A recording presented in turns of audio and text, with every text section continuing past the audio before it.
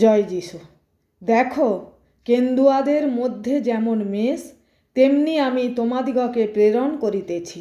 অতএব তোমরা সর্পের ন্যায় সতর্ক ও কপটের ন্যায় অমায়িক হও, কিন্তু মনুষ্যদের হইতে সাবধান থাকিও, কেননা তাহারা তোমাদিগকে বিচার সভায় সমর্পণ করিবে এবং আপনাদের সমাজগৃহে কোড়া মারিবে।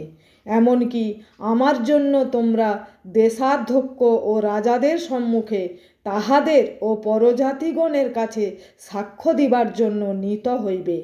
কিন্তু যখন লোকে তোমাদিগকে সমর্পণ করিবে, তখন তোমরা কি রূপে কি বলিবে সে বিষয়ে ভাবিত হইও না, কারণ তোমাদের যা বলিবার তাহা সেই দণ্ডেই তোমাদিগকে দান করা যাইবে।